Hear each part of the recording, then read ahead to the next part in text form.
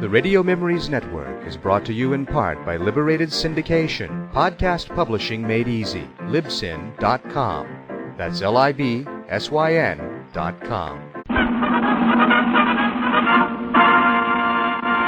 From Hollywood, California, the Lux Radio Theater presents Walter Houston and Nan Sunderland in the Sinclair Lewis story, Dodsworth.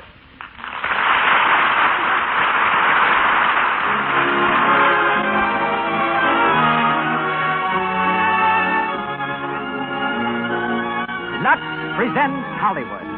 This program, ladies and gentlemen, is your program, for the Lux Radio Theater is made possible by your purchases of our products. Starring tonight on our stage on Hollywood Boulevard are Walter Houston, his wife Nan Sunderland, Barbara O'Neill, Pedro de Cordova, and Barbara Kent. As special guest, Mr. Arthur M. Levy, head of styles and wardrobe at 20th Century Fox Studios. Lois Silvers conducts our orchestra, while our entire production is under the personal direction of that celebrated pioneer of motion pictures. Ladies and gentlemen, Mr. Cecil B. DeMille.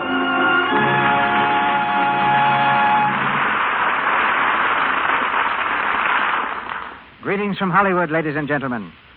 After 35 years behind footlights, Walter Houston's idea of happiness is to do one play a year, one picture a year, and 2 broadcasts in the Lux Radio Theater. The rest of his time he spends at his home in the San Bernardino Mountains, 100 miles from Hollywood, where your prestige is gauged by the amount of wood you can chop. It's typical of Walter that he enjoys this brand of happiness. He once said if I were a different type of man, I'd undoubtedly be tempted by the money to be made doing several pictures a year. I'd get rich and very miserable. It would keep me from the stage. It would keep me from the mountains. And I'd be playing parts I probably wouldn't like. Sooner or later, he says, we're going to discover that money is the most overrated thing on earth, and honest work the most belittled. The practice of that philosophy has made Walter one of our most sincere and competent artists. As Dodsworth, in Sinclair Lewis' distinguished story, he returns with Nan Sunderland, Mrs. Houston, to enact for us again one of the most memorable performances ever given on our stage. Our delight in hearing Miss Sunderland is one which theater audiences will soon share when she appears on Broadway in a new play. She's heard tonight as Fran. Also high on our star-studded cast are Barbara O'Neill as Edith Cartwright, Barbara Kent as Emily Dodsworth, and Pedro de Cordova as Arnold Israel. And here's our play, the Lux Radio Theater production of Dodsworth, starring Walter Houston and Nan Sunderland.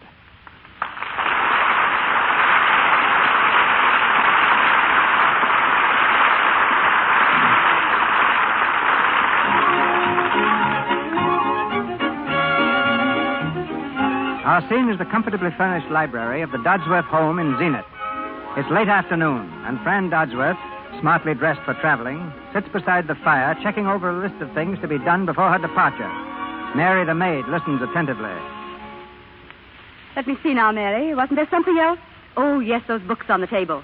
Mr. Dodds was taking them along. See if you can't slip them into his big leather suitcase. Yes, Mrs. Dodsworth. And send all the old magazines to the Salvation Army. Yes, Mrs. Dodsworth. And when my daughter and Miss McKee get back from their honeymoon, I put all the wedding presents that came after they left in the closet of Miss Emily's old room. I'll tell her, ma'am. Oh, Sam, how are you, dear? That's all, Mary. Yes, Mrs. Dodsworth. Well, is everything settled, Sam? Yes, it's all over. The Revelation Motor Company, Samuel Dodsworth, president and founder, became the property of United Motors a little over an hour ago. How do you feel? Well, how would any man feel who just sold 25 years of his life?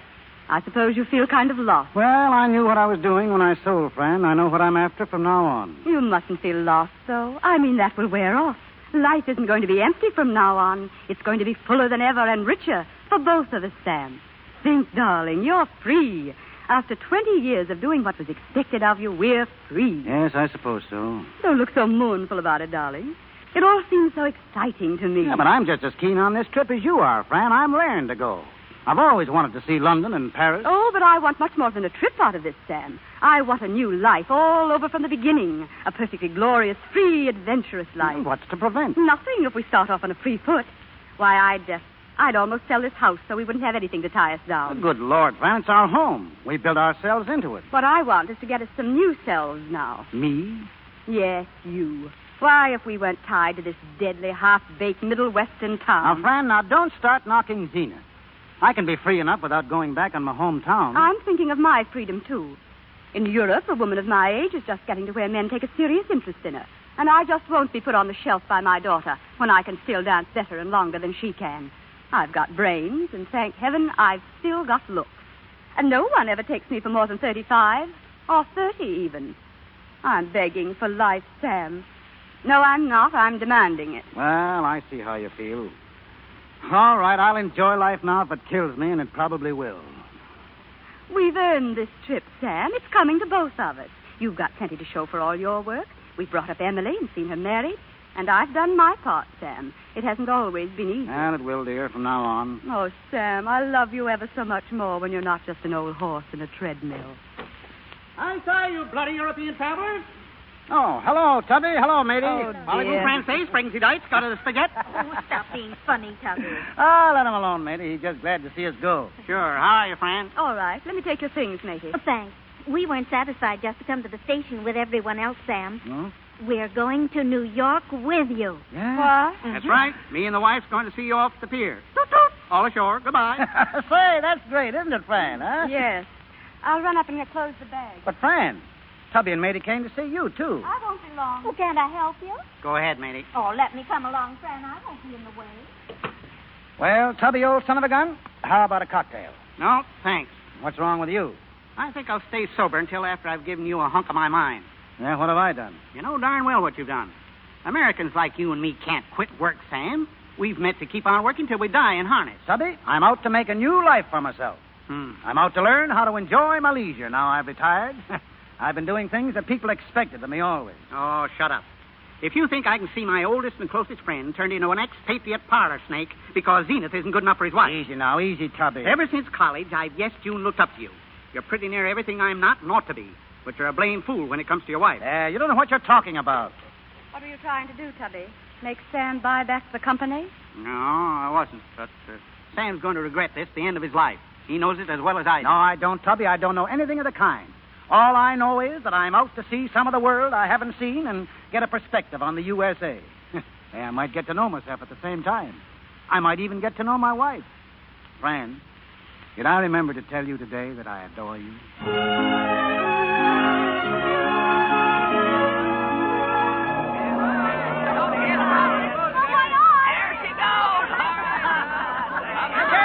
Goodbye, Sam. Bye, Sam. Look out for those French gals.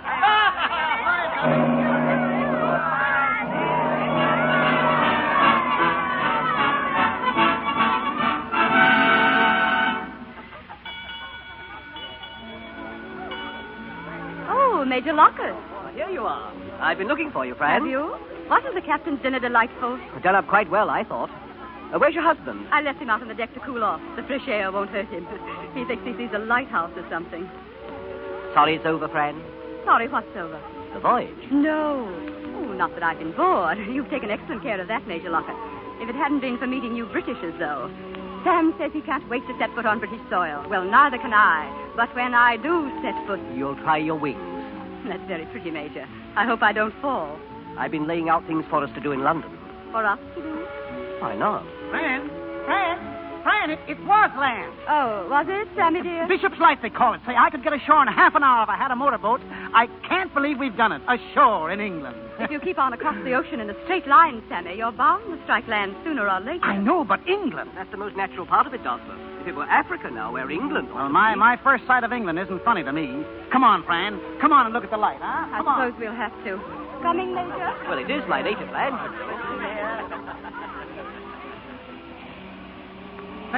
There you are. See it, Fran? Look, Bishop's Light. Yes, Sam, I'm cold. Let's go in. You know, I could get ashore in half an hour if I had a fast motorboat. I'd rather dance.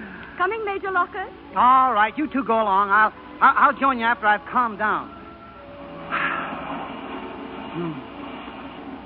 Mr. Dodsworth, Oh, hello, Mrs. Courtwright. what was it you just called that light? I saw it, too. Bishop's Light. Of course, I've never been across before. I got excited. Oh, well, there's nothing like a first trip to Europe. Yeah, especially when you're old enough to know what you're after.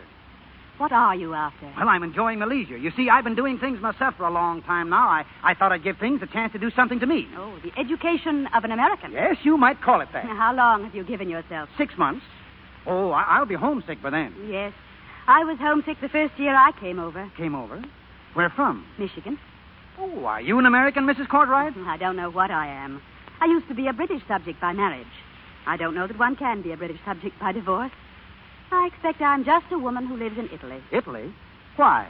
It's cheap. Oh. Say, what's it like? Well, now, that depends on what one's after, as you'd say. Well, when a man has no more job and his wife wants a fling, there are worse things than travel. Much worse. Yeah, but for a steady thing, give me America. For Americans, that is. Your wife wouldn't say that. She will by the time our 6 months are up. I hope she does. Drifting isn't nearly as pleasant as it looks. Well, say, if you don't like it, why don't you give it up? Well, one drifts for a lack of a reason to do anything else. Well, what do you want? What do you suppose any lone woman wants? I guess I've been talking too much again. I'm sorry, Mrs. Cartwright.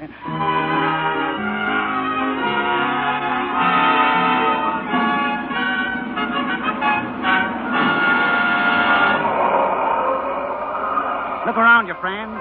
Piccadilly, London. Sam, please. You know, I just can't get over it. Smell it. Sooty. That's the coal smoke. Listen to it, Fran. You know, New York may be noisier, but this is deeper. Sam, don't act like a tourist. Come on.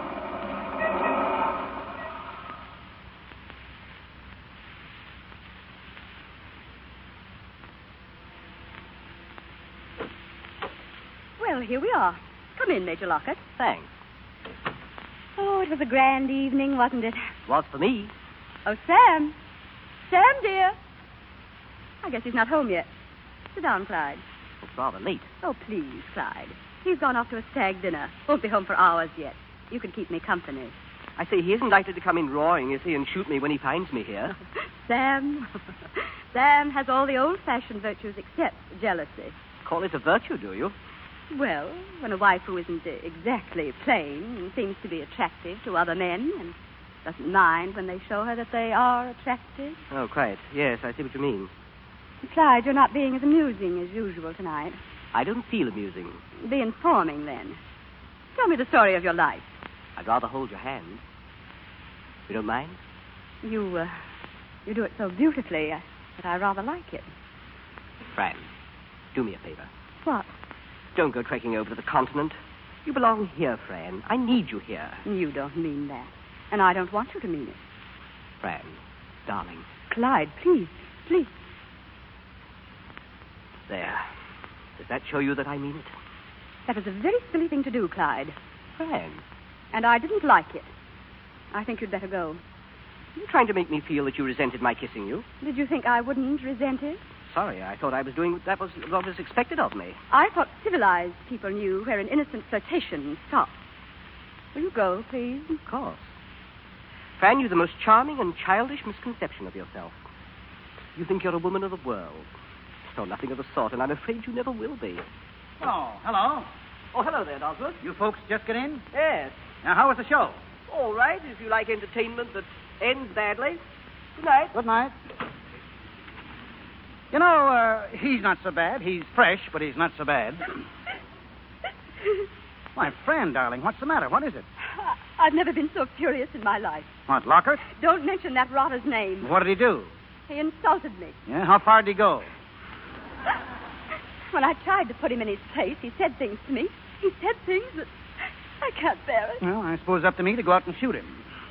Don't joke, Sam. Well, I would feel rather like a fool. You know, you and I aren't up to this sort of thing. It kind of makes us look like the hicks we are. Sam. Well, it does, and it's your own fault for leading him on. So I'm to blame. Well, you must have given him some excuse for making a pass. You have been flirting with him, and you've got such a sweet way of bawling me out in front of him that he'd naturally conclude... I've never said anything to embarrass you. I'm always loyal to you. Oh, you'll be sorry. You'll be sorry. And I'm tired. I'm tired, too. All right, then, we're both tired. Oh, Sam, Yeah, what is it now? we never used to scrap so much at home. I guess we haven't got enough else to do over here. Don't say that. It's England. England's such a strain. I want to go over to France tomorrow, Sam. I don't. I like it here. I don't. Now, I'm just beginning to get on to things in London. I've got a date to look at some aeroplane factories I here. don't care if you have. I know, but France will be so foreign. I want it to be. I want to start all over. I'm ashamed of this Lockett business.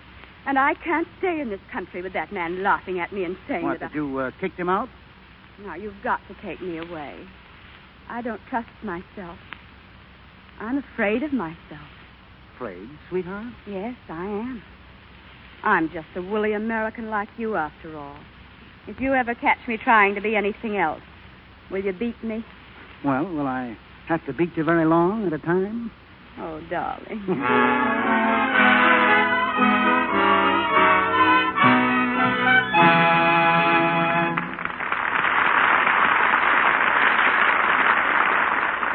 The Lux Radio Theater continues with Walter Houston and Nan Sunderland in Dodsworth in just a moment. Before we go on, however, let's look in on a Hollywood tea party. It's a kitchen shower for one of the girls over at RKO who's getting married the end of the week. Oh, I'm the luckiest bride that ever was to get all these dandy presents. Oh, this is just the beginning, Grace. Well, here's another. From Emily. And I bet I know what it is. And I bet I do, too. It's a flower, sister. And look, she's written a poem. It's because of your biscuit your husband starts drifting. It's no fault of the flower if it gets a good sifting. Oh, that'd be swell. Oh, here's something from Dorothy. What do you suppose it is? Dot's written a poem, too. Perhaps that will tell. First a tip from me to you. Hands shouldn't show the work they do. So here's my gift. Lux Flakes, my friend. The beauty care that protects my hands. Why, Dot, I always thought you gave your hands some expensive beauty treatment. Oh, not much. Why should I bother with beauty treatments when I use Lux for dishes? Well, most people seem to get red, rough-looking hands from dishwashing. Well, you won't have to worry about that. With Lux Flakes around the house, you can keep your hands as soft and nice. Why, you can look like you never did a lick of work in your life. Well, I guess I'll be using your gift every day, Dot. I'm glad you started me off with a big box. Oh, I always get the large size. It's more economical, really. Come on, read this next one. An ode on what's owed to the butcher. Mr. DeMille presents the next scene of Dodsworth. We continue with Dodsworth, starring Walter Houston and Nan Sunderland, with Barbara O'Neill, Pedro de Cordova, and Barbara Kent.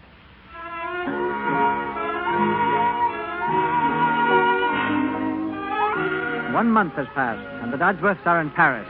We're in their hotel suite, where they've been entertaining some of their newfound friends. On a balcony, high above the city, we find Fran Dodsworth with Arnold Israel, a suavely polished citizen of the world. And what can I do to make myself a part of your Paris, Mrs. Dodsworth? Come to dine with us again, Arnold. Oh, no. You and your husband must come to us now. Tuesday at 8, Quai Voltaire, through the Carousel and straight over the river. Oh, what a charming address. Where do you call your home, Arnold? I was born in Krakow. I grew up here. I keep my residence in New York, a flat in London, and a villa at Antibes. Oh, what an ideal existence. I believe in freedom and variety. So do I. That should cement our friendship. Madame de Penab tells me that you and she are taking a villa on Lake Geneva for the summer. Well, it hasn't been settled. Then you will not return to America with your husband in June? That hasn't been settled either. I expect to be at Geneva in August. Perhaps I could... Oh, you must come to see us. I mean, if we're there. Oh, I shall be delighted. Really delighted. Mrs. Dodsworth? Oh, yes. Mrs. Cartwright? Everyone seems to be going. I must say good night. And so must I. It's been a charming evening, Mrs. Dodsworth. I've been happy to celebrate your birthday with you. Oh, I hadn't realized it was your birthday, Mrs. Dodsworth. I wish I hadn't. No woman enjoys getting to be 35. When you're 40, as I am, you'll look back on 35 as a most agreeable age. I hope I look as young as you do, Mrs. Cartwright, when I'm 40. You're almost sure to, my dear. I must get my coat. My dear, don't. What? You're so charming. Be sure you're right. I don't know what you're talking about. Shall we go in? Yes, sir. Well, then I went in where Napoleon was crowned, and I sat down, and there I was. Napoleon and Sam Dodsworth of Zenith together. It was a big kick, I tell you. Oh, hello, friend. Mr. Dodsworth has been giving us his impression of Paris. Oh, yes?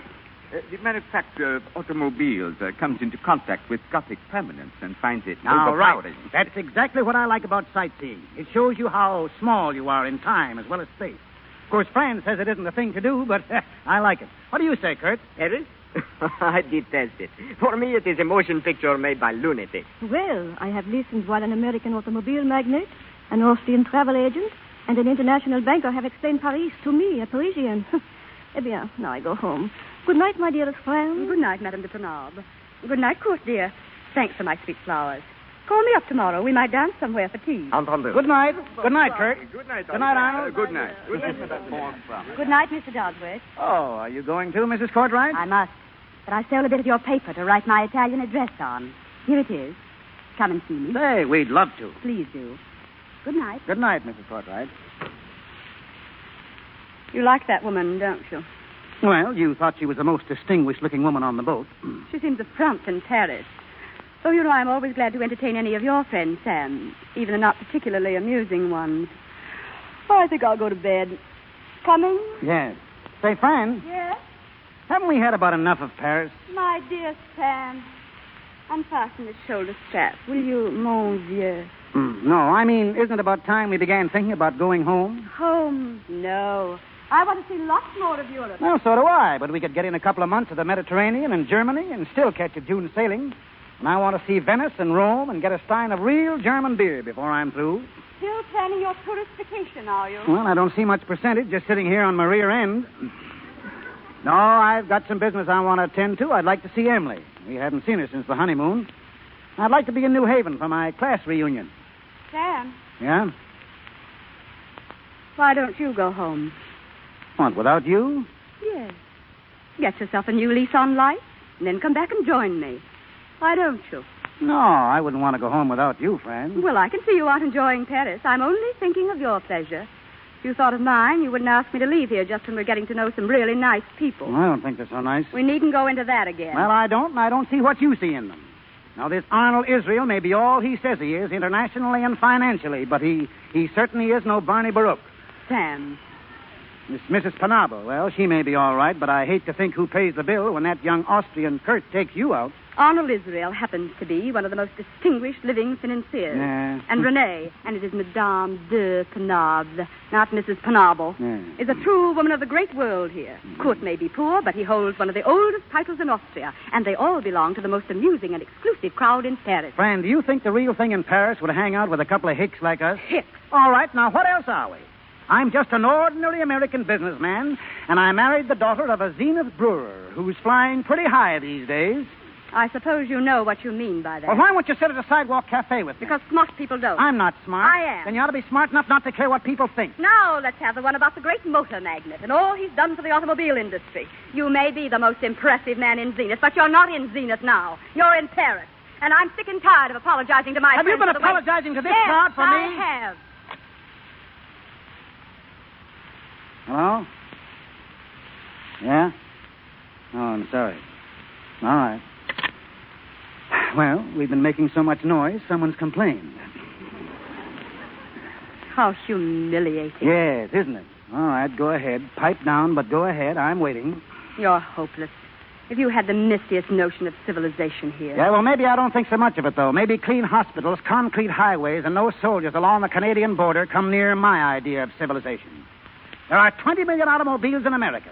I've contributed something to every one of them for my own personal civilization. And if that isn't more than knowing how to order dinner as your friend the madam... Don't call her the madam, All either. right. Let's not go into that again. I'm going to get out of this town and back to doing something and take you along. Sam, I'm not going. Oh, yes, you are. I think we need a vacation from each other. Well, I don't feel that way about it. I've taken a villa with Renee de Penable in Switzerland. Well, I think you might have told me. I've got my own money. Fran. What? Fran, my darling, you're not drifting away from me. I hope not. And you and I, Fran, after 20 years? All right, I'll give it up. I won't go home. You've got to go. I can't stand being torn this way any longer. I'm suffocating. Fran. I'm sorry for everything mean I've said, but if we're going on together, I've got to be left alone this summer. Now, don't look so hurt, and please don't be angry. Or do be angry if it'll make you feel any happier. But remember that I did make a real home for you, and I'll do it again. But you've got to let me have my fling now, because you're simply rushing at old age, Sam, and I'm not ready for old age yet. What are you looking at? Shipping news. I just thought I'd see the first boat I could catch.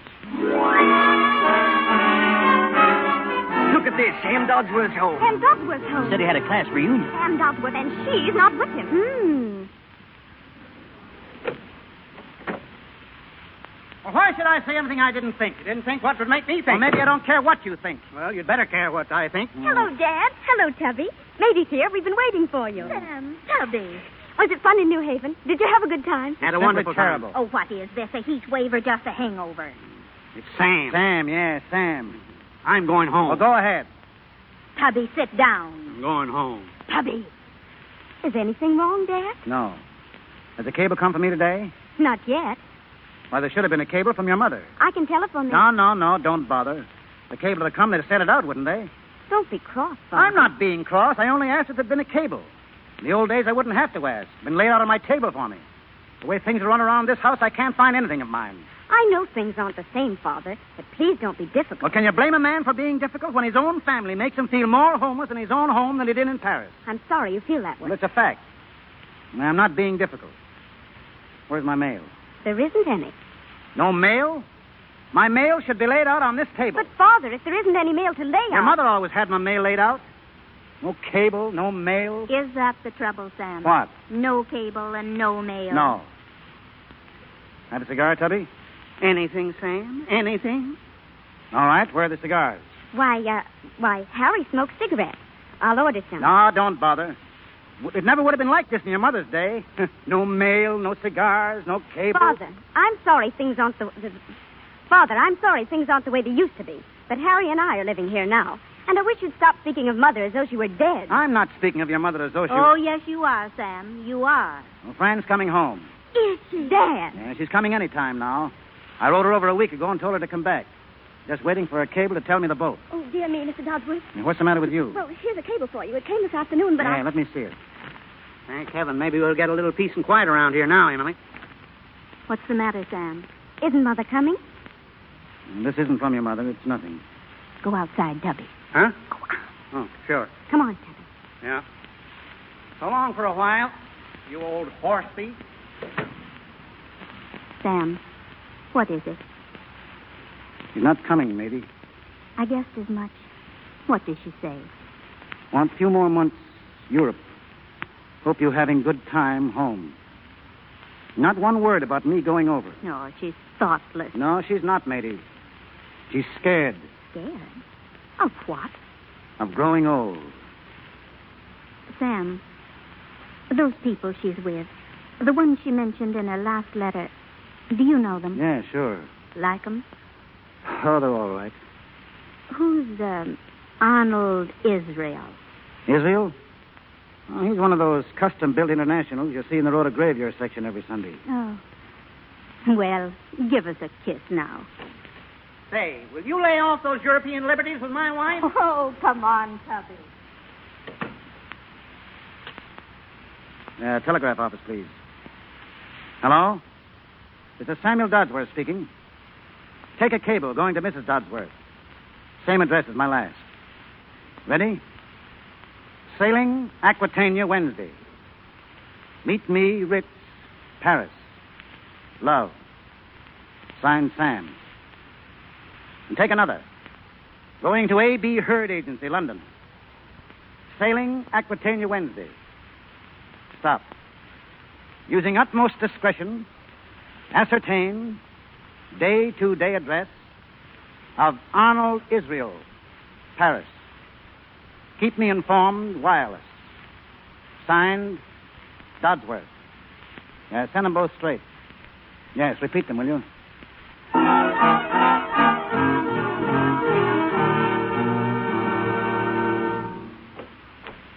Well, Fran, this looks natural. The street was as cool as anything in Paris, so I took it again. You must be tired from your trip. How long is it from here to Lake Geneva? Oh, I've come further than that. I've come from Biarritz. Oh, Biarritz, huh? Yes. I was alone, of course. What are you looking at, Sam? Did I remember to write you that I adore you? Well, no, I don't believe you did. Do you? Why do you keep looking at your watch? I'm expecting a caller. This time of night? Who? At Cherbourg, I sent a man a telegram to meet me here. He's late. I'll give him 10 minutes more. You're very mysterious. I've never seen you like this before. No? I've never seen you like this either, Fran. Well, if we've got to stay here in this stifling room, how is Emily? Very happy. She's going to have Now, wait a minute. I'll answer it. I'll wait in the bedroom. No, I'd rather you stay. Sit steady. Sit down, darling. Come in. Arnold. Good evening. Fran, I tried to reach you on the telephone to let you know I was coming. You came from Biarritz, too, didn't you? I wanted to see you two face to face. Now, I know the whole story. I never heard anything so outrageous in my life. Suppose Arnold was in Switzerland. What if he was in Biarritz? Do you know how insulting you are? You don't know how insulting I'm going to be if you don't quit this play acting. Play acting. Now, I know where you've been, and I know who you've been with. What I want to know is, are you coming home with me as my wife or staying here in Europe? Sam. You wouldn't put matters so bluntly if you understood, Dodsworth. Now, I understand. I'm sure that you and Kurt and Madame de Penable have given her things she wanted and never got from me. But I'm interested in what I need and want. And that happens to be peace of mind. But if you bring yourself to see matters reasonably... I've crossed the Atlantic Ocean to be reasonable. Fran, I've loved you and been married to you for 20 years. I'd like to hang on to you if I can. You want to marry each other? Well? But my dear man... No, we don't. You want to divorce me, then? I can tell you she does not. Is that true, Fran? Why should I want to divorce you? You're my husband, aren't you? Couldn't very well divorce me if I weren't. Oh, you can laugh. Yes, I can do worse than that. This much having been cleared up, what have you to suggest? That Fran and I try and forget what's happened. Start out on a long hike tomorrow, the Tyrol, Italy, any place. And sail back home in October. Oh, no. Sam, no, not just yet. And you'll have to divorce me or I'll divorce you. Sam. I told you where I stand. You're trying to take my youth away from me and tie me down to being an old man's wife. You've got your choice. You're trying to take my happiness away from me, the only romantic happiness I've ever known. Fran, please, that was unnecessary. Listen, I didn't call you in here to defend me. It's too ridiculous. It is ridiculous. Certainly it's ridiculous. I knew we'd all end by looking like fools. I'll go now, if you'll excuse me. Sure, I'll excuse you. I hope you achieve your peace of mind. Good night. Good night. Now, Fran, I'm going to see this thing through if it can be done. I'm ready to wipe the slate clean if you are. When do we start? Where do we go? Anywhere you like, till we go back home in October. Zenith in October. No, you'll be wanting to go home. Emily's having a baby in October. Emily? A baby? She didn't tell me. No, she left that to me. How is she? Is she well? Oh, yeah, she's fine. I must send her a cable. Think of Emily having a baby. So you see, we've got to behave ourselves because we'll be a couple of old grandparents in October. Grandparents.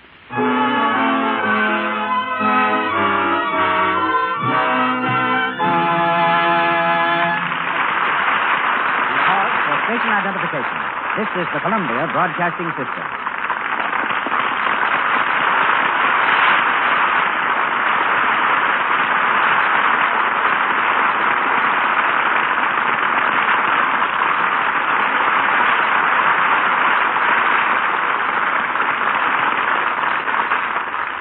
Dodsworth with Walter Houston and Nan Sunderland is resumed shortly.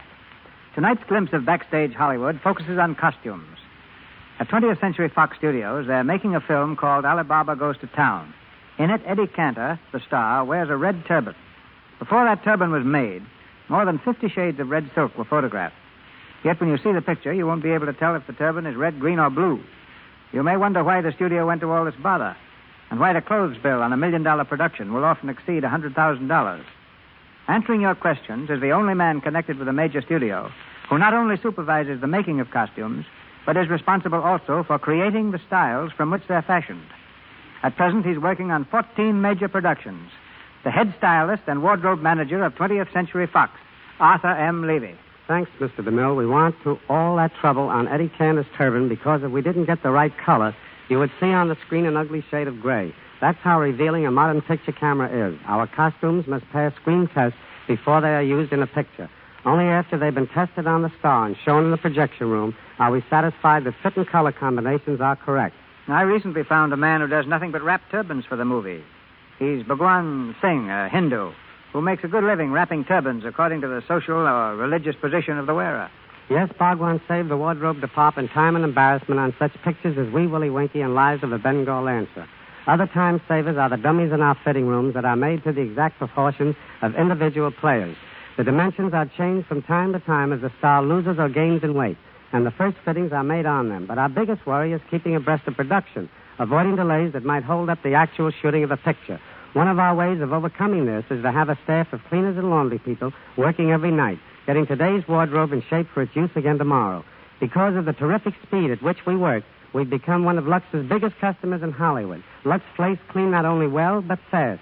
We can depend on them to have things ready and up to our exacting requirements in a minimum of time.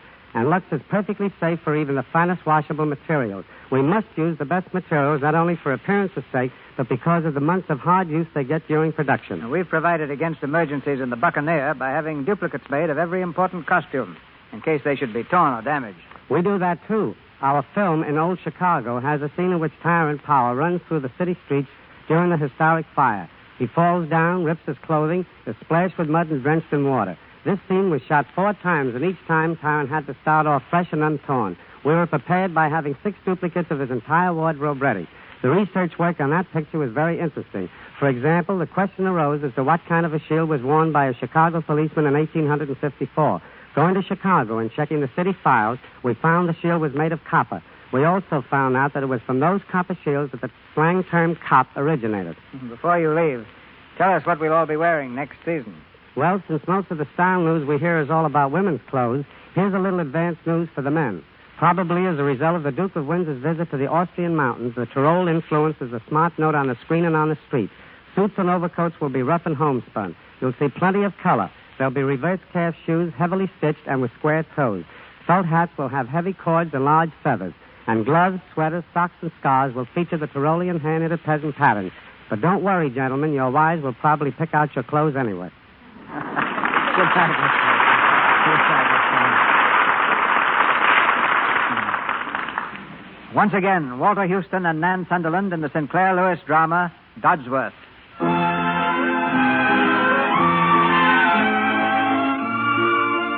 October, and Fran Dodsworth and Sam are still in Europe. It's early evening as we find them standing at the window of their hotel room in Berlin, gazing into the faintly luminous darkness. Fran breaks a long silence. I love Berlin. Don't you, Sammy? I love you, Fran. Oh, Sam, darling. Will you let me thank you for all the lovely places you've taken me? I'm so heedless and silly that I don't speak of it as often as I should. But I'm terribly grateful inside of me, Sam, darling. Have I won you back for my wife, Fran? Yes, Sam. By not being a Tartar husband. By letting me have fun with that nice little court and not thinking I'm a hussy. By helping me to forget Arnold Israel. Sam, haven't you anything to say to me? Well, what is it to say? Well, after I've just opened my heart to you, it's a little embarrassing for you to stand there and say nothing. It makes me feel self-conscious. Self-conscious? I guess that's my trouble, Fran. I've lost my bearings. I don't know where we're heading.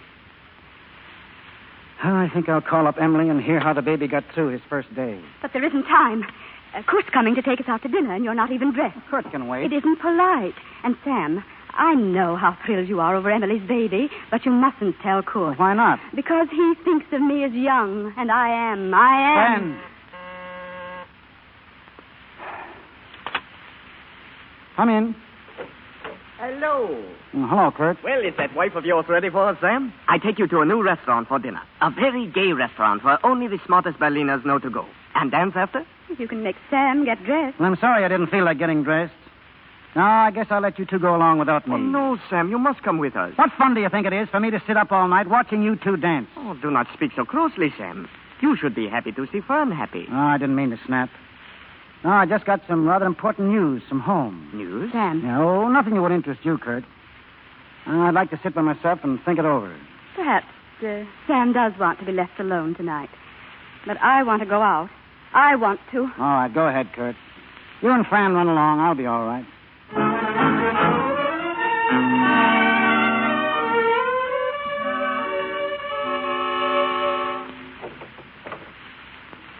Come in, Kurt.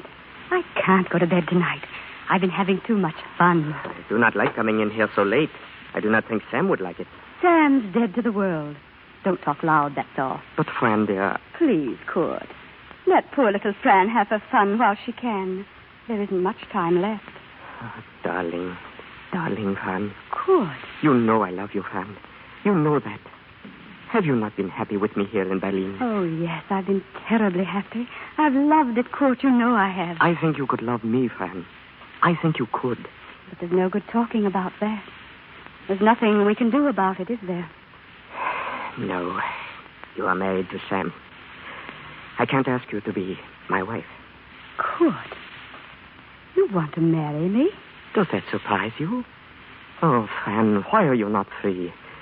If I were free, Court? Oh, my darling. Don't. Please don't. Forgive me. I'm not angry. Oh, my dear. Will you not say a more kind word, Fran? Some other time. Will you let me kiss you good night? Oh, Court. Good night, Court. Good night, Fran. If I were free. Sam. Oh, hello, Fran. I didn't know you'd come in. I didn't know you were awake. I'm sorry. Pretty late. Not that I mind. No? Well? Wait, Fran. I've been looking at the sailings. How about it, Fran? Let's get out of this. Sam, please. Why are you always so anxious to go home? I'm sick of it. I'm taking no more chances on another Arnold Israel. Now, I know this friendship for Kurt is harmless enough, but you might get fascinated. You think I might? You really think I might? Well, I love Kurt, and he loves me, and I'm going to marry him.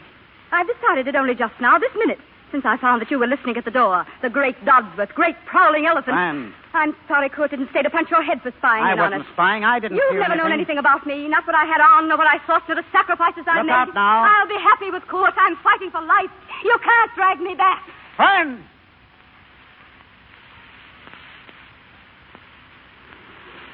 All right.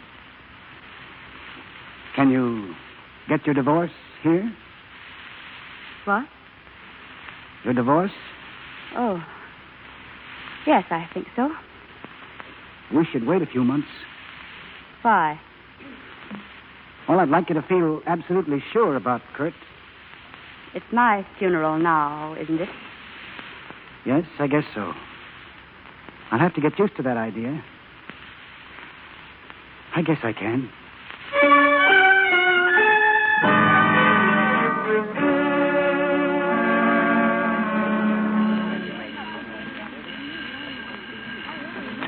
American Express office, Naples branch. Yes, senor. I will attend to it. Hello? Any mail for Dodsworth? Oh, hello. No, not a thing today, Mr. Dodsworth. Well, I guess I'll have to wait a few days. Maybe I'll get a pleasant surprise. What have you got in the line of excursions today? Well, we have a tourist party just starting for Herculaneum and Pompeii. No, I've been there. Oh, I see. Well, there's a drive around Amalfi and Sorrento. Been there, too. Would you like Paestum, sir? What's Paestum? Greek temple, sir. In excellent preservation. Well, that's more than I am. All right, I'll take a chance. Get me a car. How many in the party, sir? One. Yes, sir. Mr. Dodsworth. Hmm? Do you remember me? Mrs. Courtright. Well, isn't this great? Oh, sit down if you've got a moment. Well, time is something I've got nothing else but. And how is Mrs. Dodsworth? She's fine, thanks. I haven't got her along with me this trip. Oh, she doesn't like traveling? Does anybody? Well, I don't know. I suspect that most people travel to get away from themselves. Well, I've been at it 2 months now. I'm glad to hear why. Alone? Well, I'm getting used to it now. Well, I don't want to intrude or be impertinent, but... Well, I'm sorry. Well, I guess it's a pretty ordinary story. My wife's younger than I am and livelier. I happen to be undressing in public like this. I never did that before. Will you keep on traveling now? Yes, I've got to stay over and be on hand for the divorce. Where? Berlin. I see. Could you let yourself enjoy life for a while? Show me how. I wonder if you could. Well, none of this that's happened to me was my idea. Well, then, why don't you break away from your hotels? Forget about Berlin and move out to me. Out to you? It's out where I live at Posilippo. Oh, it may be straining our slight acquaintance, and I can't make you as comfortable as your hotel does. When you want a bath, you'll have to choose between a tin tub and the Mediterranean. But if you like swimming and fishing and a willing listener... Well, that's awfully kind of you, Mrs. Courtright, and mighty friendly, but... Well, I don't see how I could. Why not? Well, what did your neighbors say? They'd say any number of things. Exactly. But that doesn't mean they'd be right. They won't be. Oh, come along. We can boast to each other up. And I'm certain you'll need a little peace of mind.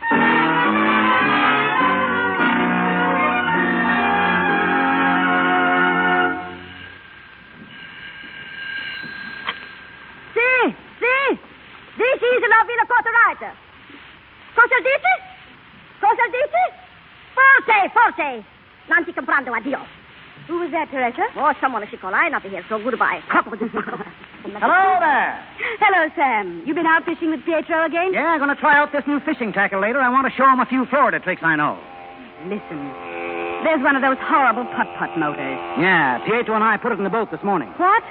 In that beautiful little sailboat? Sure, Pietro's crazy about it. And you just watch that boat beat the rest of the fishing ground. Sam, you're hopeless. Don't be hard on me, Edith. Setting up that motor's the first real fun I've had since I quit business, and it's got me raring to go all over again for the first time. To go? You mean away from here? Any place where I can get back in harness. Think I'll try aviation this time. The idea of a Moscow to Seattle airline kind of strikes me. Moscow to Seattle? Yeah, might be the first man with his own round-the-world system. Say, I know what we'll do. We'll make a little preliminary survey. Where's that map? I'll buy my own plane, and the day after the divorce comes in, we'll both go on a trip. We, Sam? Are you going to take me with you? Sure. Look, Siberia. Branch line from Irkutsk to Tashkent or Samarkand.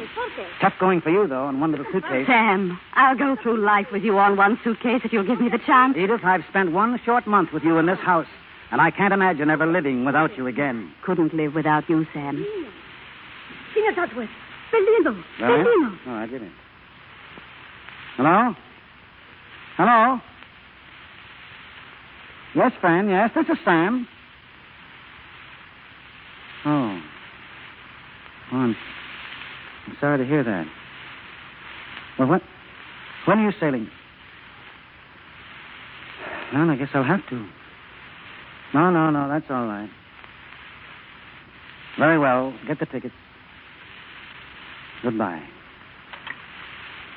Well, Kurt has chucked her over. She's dropping the divorce. Going home on the ultimate day after tomorrow. I've got to go with her. I won't let you. Well, what else can I do? I won't see you killed by her selfishness. I love you and she doesn't. You're content with me. You're miserable with her. I know, Edith, I know. You were a young man a minute ago. You've shriveled at the sound of her voice. Everything's starting up all over again. I've seen you shrivel the same way. Every letter you've got from her. I can't think. You're all wrong to go back. She needs me. So do I. Oh, but that isn't all. Think of the Moscow and Seattle line. I know, Edith. I know every bit of it. You've just got to be patient with me. What is this hold she's got over you? I've got to take care of her. Man's habits get pretty strong in 20 years. I'll go pack now. I'll send Teresa to help you. Oh, Sam. Edith, it's giving you up. That's the hell of it.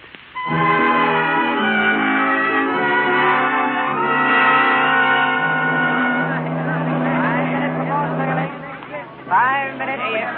Stewart, bring me a brandy and soda. 10 minutes before sailing. You might have asked me if I want anything, Sam. Do you, friend? No. But if I've got to sit here in this icebox they call a bar, you've got to shut that door. Very well. It's a cold morning, and I'm not dressed for draught. I didn't expect to have to sit practically out of doors in the middle of winter.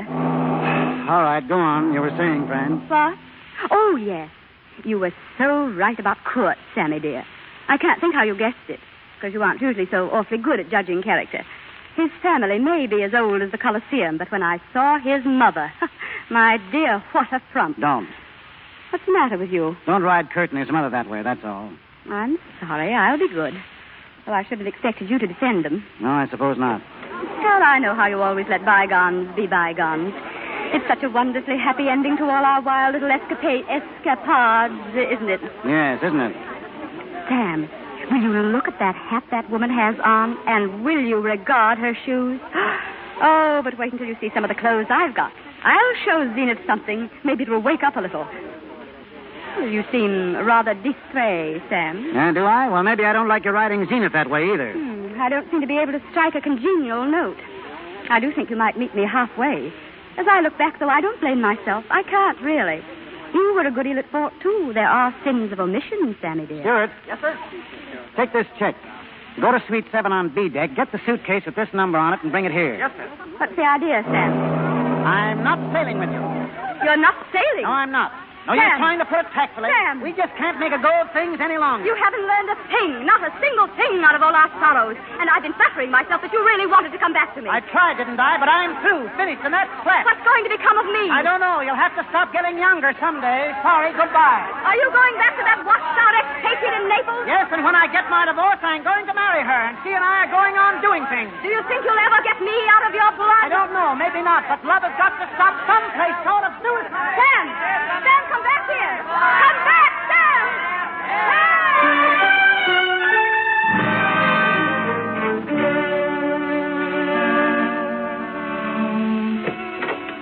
Edith! Edith, where are you? Edith, I'm here. It's me, Sam. It's Sam. Sam, you're back. Yes, you bet I'm back. Oh, Sam, what happened? Nothing. Everything. Did you miss the boat? Yes, and I'm going on missing it. I'm going to spend the rest of my life just missing boats. Oh, darling, you're going to stay. You're here to stay. Yeah, you just try and get rid of me.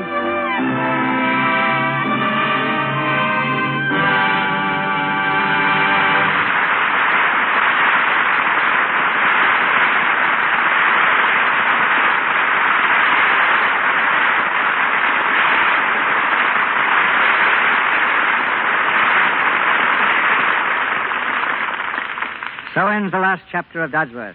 I know you want to hear from Walter Houston and Nan Sunderland, and they'll take their curtain call in a moment. First, a word from Melville Ruick. Thank you, Mr. DeMille. Before Mr. DeMille introduces our stars, may I leave this thought with the ladies. These days, you're probably getting some new clothes for fall and winter, and some new stockings in subtle shades to blend with the new colors. Naturally, you want those stockings to look just as nice each time you wear them as they do right now.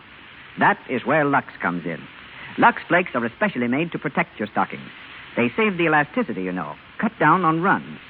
So why not ensure the subtle flattery of those new stockings with Lux? Our producer, Mr. DeMille. For 8 years, Walter Houston and Nan Sunderland have always appeared together. So tonight's performance had an added distinction, in that it was their last co-starring vehicle, at least for a while. That's true, C.B. But in case Walter Winchell is listening in, let me add that everything is all right. In fact, everything was never better. Here's what's happening. First, Walter has a picture to do at MGM. Benefits Forgot. The story of the time of Abraham Lincoln. Are you playing Lincoln again, Walter? No, I guess I'm one of those very few actors having once played Lincoln were able to get away from the role. This time I'm a circuit rider, a preacher. And while I'm making the picture, Nan goes to New York for her play. Which is also historical. It is Sidney Harmon's production of Robin Landing and goes all the way back to 1785. Well, Nan, good luck. Around Christmas time, I expect to open on Broadway in Mr. Tut. You know Mr. Tut, C.B.? He's that long-haired lawyer and fisherman that Arthur Train writes about. You see, I'm getting in training already. How do you like the hair? Well, I was about to suggest that a nice permanent wouldn't hurt at all. So have a lot of people. Even our brand-new dachshund, Fraulein, barks at me now. But it's strictly for art's sake. Long hair or short, come back to us again, Walter, as soon as your play's through. And you, Nan, just remember that the latch string will be out and the footlights will be on for you in the Lux Radio Theater always. Thank you very much, C.B. Whether we're with you as performers or listeners, there are few things that give us more genuine pleasure than this program. Yeah, and we really mean that. Yes. Now, good luck to you all, and good night. Good night, Walter. Good night.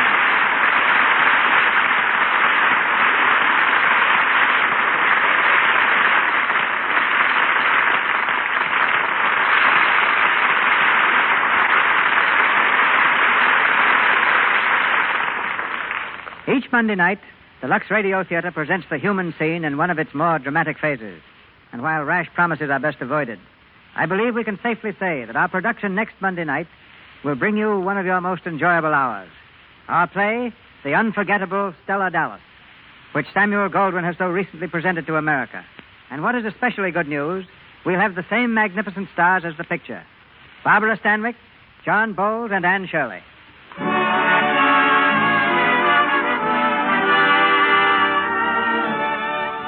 Our sponsors, the makers of Lux Flakes, join me in inviting you to be with us again next Monday night when the Lux Radio Theater presents Stella Dallas with Barbara Stanwyck, John Bowles, and Anne Shirley. This is Cecil B. DeMille saying good night to you from Hollywood. This is your announcer, ladies and gentlemen, Melville Ruick. In tonight's cast were Harlan Briggs as Tubby, Martha Wentworth as Madame de Penab, Hugh Huntley as Lockhart, Frank Nelson as Kurt, Gretchen Thomas as Matey, Lou Merrill as travel agent, Margaret Brayton as woman, and James Eagles as page boy. Mr. DeMille appeared through courtesy of Paramount Pictures and Louis Silver's 20th Century Fox Studios, where he was in charge of music for the new film, Life Begins in College. This is the Columbia Broadcasting System.